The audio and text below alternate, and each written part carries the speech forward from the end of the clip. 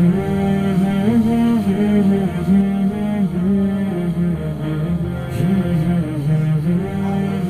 رہے ہیں ہمارا پروگرام برکات رمضان ٹرانسمیشن۔ برکات رمضان ٹرانسمیشن کے ساتھ آپ کا میزبان عمر شہزاد نقشبندی حاضر ہے۔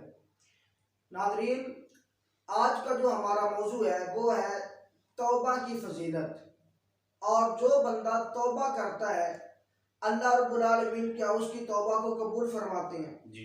ناظرین، آج کی جو ہمارے مہمان ہیں ان سے آپ چند سوالات کریں گے، ان سے پوچھیں گے کہ آپ اس موضوع پر گفتگو فرمائیں، ہمیں بتائیں کہ جو بھی بندہ توبہ کرتا ہے اللہ رب العالمین کیا اس کی توبہ کو قبول فرماتے ہیں۔ تو جو آج کے ہمارے مہمان پیر سید محمد بلال حیدر شاہ صاحب گیلانی اور ان کے ساتھ مولانا محمد عمیر ذوالفقار گیلانی صاحب آپ موجود ہیں، تو میں سب سے پہلے علامہ عمیر ذوالفقار گیلانی صاحب آپ کی طرف بڑھنا چاہتا ہوں، ان سے پوچھنا چاہتے ہیں کہ رانا صاحب آپ ہمیں بتائیں کہ جو انسان توبہ کرتا ہے کیا اللہ اس کی توبہ کو قبول فرماتے ہیں؟ جی بسم اللہ۔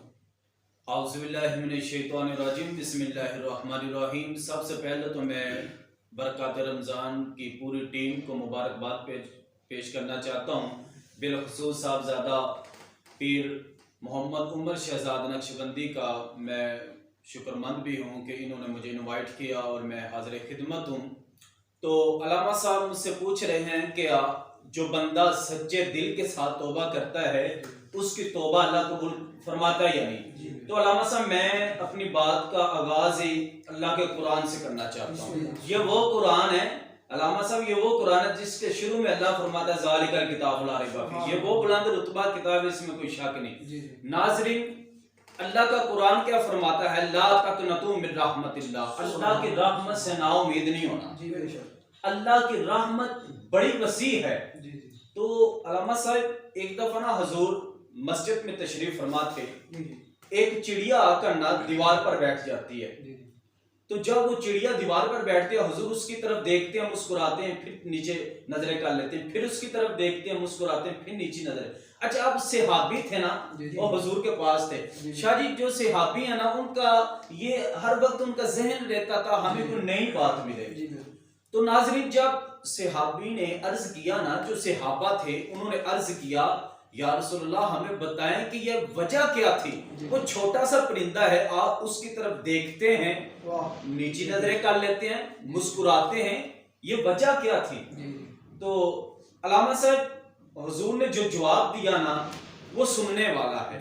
حضور فرماتے ہیں وہ پرندہ تو چھوٹا تھا لیکن وہ بات بڑی کر کے گیا ہے۔ سبحان اللہ، وہ بات بڑی کر کے گیا ہے۔ وہ بات کیا تھی؟ اب حضور فرماتے اس کی چونچ میں نا مٹی کا دانہ تھا، یہ بلا مٹی کا دانہ تھا۔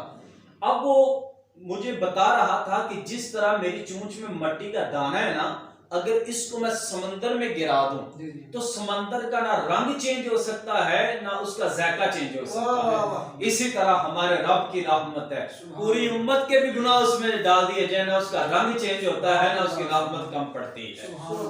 یہ تھی رحمت اللہ تعالیٰ کی۔ اللہ تعالیٰ کی رحمت سے نا امید تو ہونا ہی نہیں۔ حضرت موسیٰ علیہ السلام کا دور ہے تو قحط سالی آ گئی، بارش نہیں تھی ہو رہی، زمین بنجر بن چکی تھی، تو انسان پیاسے مر رہے تھے، جانور پیاسے مر رہے تھے۔ تو قبلہ حضرت موسیٰ علیہ السلام کی جو قوم ہے نا وہ حضرت موسیٰ علیہ السلام کے پاس آ جاتی ہے۔ تو جب موسیٰ علیہ السلام کے پاس آئی نا تو آ کر کہتے ہیں کہ آپ اپنے رب کے نزدیک ہیں، ہم کلام ہوتے ہیں، رب کے ساتھ باتیں کرتے ہیں، کلیم اللہ ہیں آپ، تو اللہ تعالیٰ سے دعا کیجئے کہ اللہ تعالیٰ ہمیں بارش عطا فرمائے۔ اب موسیٰ علیہ السلام نے اپنی قوم کو لیا اور میدان میں چلے گئے۔ اچھا، جب میدان میں گئے نا علامہ صاحب توجہ فرمائے ناظرین، جب میدان میں گئے نا تو موسیٰ علیہ السلام نے دعا مانگی، عرض کی یا اللہ یہ میری قوم ہے، پیاسی مر رہی ہے، جانور پیاسے ہیں، بارش عطا فرما۔ تو مختصر کرتا ہوں کہ اللہ تعالیٰ کی طرف سے آواز آتی ہے، اے میرے پیارے موسیٰ ان پر میں بارش نہیں نازل کر سکتا۔ وجہ کیا ہے؟ کیونکہ ان میں ایک گناہگار ہے، اس نے 40 سال گزر گئے ہیں، اس نے میری نافرمانی میں زندگی بسر کر دی۔ وہ 40 سال اس نے میری فرما برداری نہیں کی، میرے حکم کو نہیں مانا، بلکہ برعکس چلتا رہا. اب اگر وہ بندہ توبہ کرے گا تو پھر بارش آئے گی، پھر قحط سالی کو دور کروں گا. اب موسیٰ علیہ السلام عوام سے مخاطب ہوتے ہیں، اپنی قوم سے مخاطب ہوئے. اب موسیٰ علیہ السلام آپ نے وعظ شروع کیا اور موسیٰ علیہ السلام کہنے لگے، آپ فرماتے ہیں کہ تم میں سے ایک بندہ ہے جس نے رب کی نافرمانی کی، 40 سال گزر چکے ہیں، وہ رب کی نافرمانی میں اس نے ساری زندگی بسر کر دی، وہ بندہ اس مجلس سے علیحدہ ہو جائے. تو اب دیکھیں میرے رب کی رحمت چیک کرنا یار، میرے رب کی رحمت دیکھنا. اب بندہ وہ سوچنے لگا، یہ الفاظ حدیث کے نہیں، یہ میں ویسے سمجھانے کے لیے میں بات کر رہا ہوں. اب وہ بندہ سوچتا ہے، یا اللہ اگر آج تو نے مجھے ظاہر کر دیا نا دنیا والوں کے سامنے، یہ لوگ مجھے تان کریں گے، میری اولاد کو یہ تان کریں گے، میری اولاد کو کوسیں گے کہ تیرا باپ تو گناہگار تھا، اس نے اپنی ساری زندگی گناہوں میں لگا دی، اس نے تو بس. اب دیکھیں نا قبلہ، دیکھیں علامہ صاحب، اب اس نے دل میں توبہ کی، اب وہ اپنے شرمندہ ہوا گناہوں پر جو اس نے. اب وہ عرض کرتا ہے، یا اللہ آج میری لاج رکھ لینا، آج مجھے رسوا نہ کرنا. اب اتنی دیر تھی اس نے اب توبہ کی سچے دل کے ساتھ. اب جیسے ہی اس نے توبہ کی، اللہ نے بارش عطا فرمائی. اب جو مزے کی بات ہے علامہ صاحب، جو مزے کی، اب موسیٰ علیہ السلام آپ سوچنے لگے کہ بندہ تو علیحدہ ہوا نہیں، کوئی بندہ تو علیحدہ نہیں ہوا، تو یہ بارش بھی آ گئی. رب کی بارگاہ میں پھر مخاطب ہوتے ہیں. اب اللہ تعالیٰ کی بارگاہ میں عرض کرتے ہیں، یا اللہ بندہ تو علیحدہ ہوا نہیں، تو بارش بھی آ گئی. حضرت غور کرے ذرا، اللہ تعالیٰ فرماتا ہے، اللہ تعالیٰ نے کیا فرمایا، پیارے موسیٰ جب 40 سال اس نے میری نافرمانی کی اور میں نے تب نہیں اس کو ظاہر ہونے دیا، تو وہ میرا بندہ بن چکا ہے، اس نے توبہ کر لی ہے. تو جو بندہ سچے دل کے ساتھ توبہ کرتا ہے نا، اللہ تعالیٰ اسے رسوا نہیں ہونے دیتا. یہ تھی اللہ تعالیٰ قبول فرماتا ہے. یار بندہ کرے تو صحیح نا توبہ، جب بندے نے توبہ کرنی نہیں تو پھر اللہ نے قبول کیسے کرنی ہے. بندے کو توبہ کرے، بندہ جب توبہ کرے گا تو اللہ تعالیٰ کو توبہ قبول فرمائے گا. اللہ تعالیٰ تو توبہ کرنے والا ہے، مہربان ہے، قبول کرنے والا ہے، 70 ماؤں سے بڑھ کر پیار کرنے والا ہے. تو اللہ تعالیٰ کو توبہ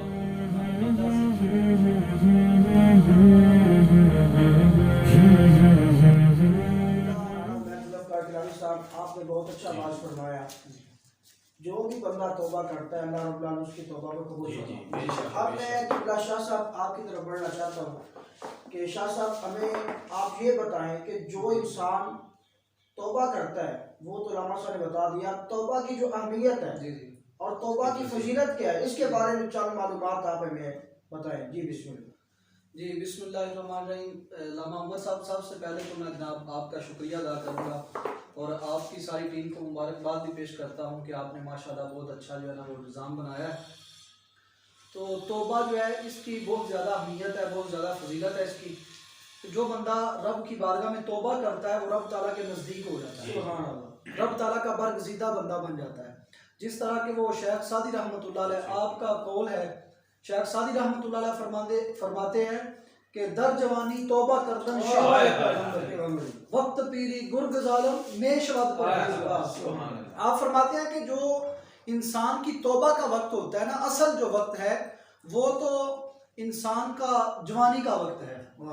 تو جب بندہ بوڑھا ہو جاتا ہے تو پھر تو اس کا آٹومیٹک ہی، آپ نے دیکھا ہوگا اکثر انسان جو ہے وہ ان کا نیچے کی طرف جھک جاتے ہیں وہ جب ان کا بڑھاپا آتا ہے.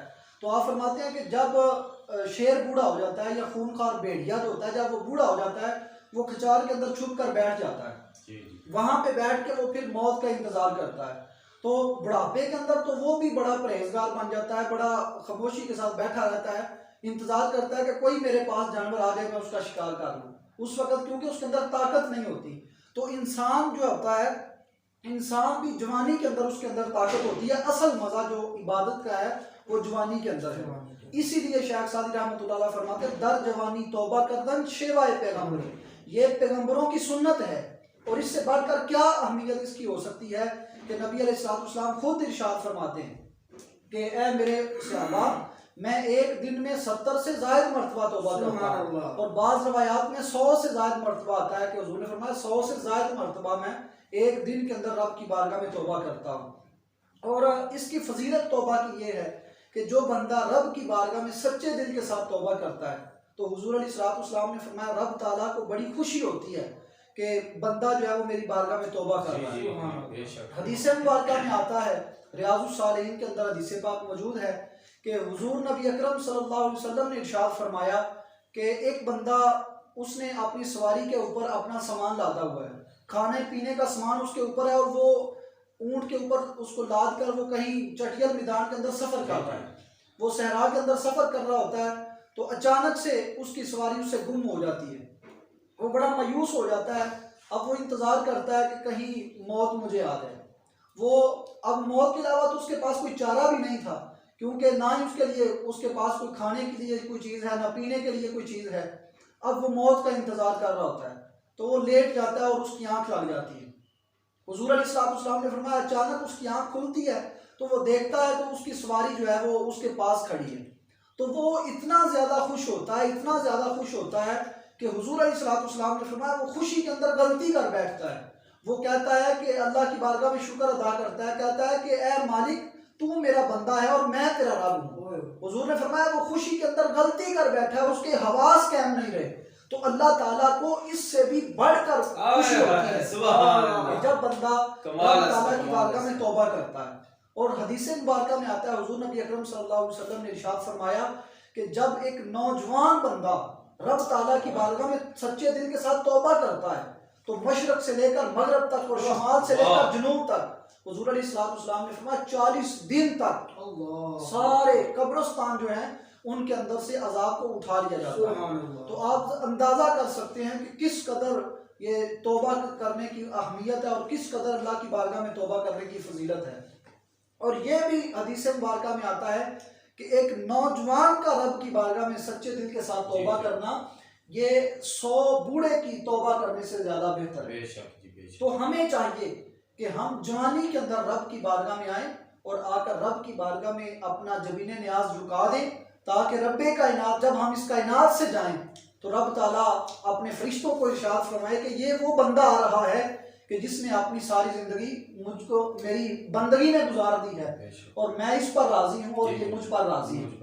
جس طرح کہ قرآن کریم میں اللہ تعالیٰ فرماتے ہیں یا ایتھا النفس المطمئنہ ارجعی الی ربک راضیۃ مرضیہ فادخلی فی عبادی وادخلی جنتی.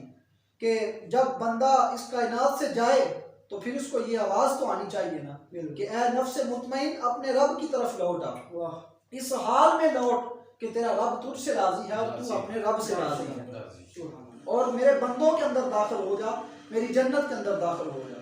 تو دوستانی گرامی کے اندر یہ اہمیت ہے، فضیلت ہے توبہ کی. تو آئیے مل کر رب تعالیٰ کی بارگاہ میں سچے دل کے ساتھ توبہ کریں تاکہ جو ہمارے اوپر نازل ہونے والی مصیبتیں ہیں، آفات ہیں، بیماریاں ہیں، رب کائنات ان سب کو ہم سے دور فرمائے. جی بہت شکریہ شاہ صاحب آپ نے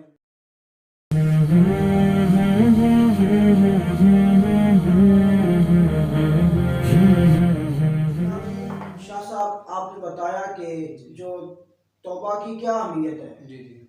تو ہمیں بھی چاہیے کہ ہمیں مل کر اللہ رب العالمین کی بارگاہ میں توبہ استغفار کرنا چاہیے. اللہ رب العالمین کی بارگاہ میں سارے اقدس سجدے میں رکھ کر اور اپنے سر کو سجدے میں رکھ کر اللہ رب العالمین کی بارگاہ میں آنسو بہا بہا کے توبہ استغفار کرنا چاہیے. کیونکہ ہمارے جو نوجوان ہیں وہ ایک مرتبہ توبہ کر لیتے ہیں پھر اس کے بعد پھر گناہوں کی طرف مائل ہو جاتے ہیں. کیونکہ اللہ رب العالمین کا قرآن بھی اعلان فرماتا ہے یا ایھا الذین آمنوا توبوا الی اللہ توبۃ نصوحا، اے ایمان والو سچی اور پکی توبہ کرو. اس طرح توبہ کرو کہ جس طرح توبہ کرنے کا حق ہے. آپ ایسے توبہ کریں کہ پھر دوبارہ آپ کو توبہ کرنے کی ضرورت نہ پڑے. اسی کے ساتھ ہمیں اجازت دیجیے. آپ کا میزبان عمر شہدار نقشبندی. السلام علیکم ورحمۃ اللہ وبرکاتہ.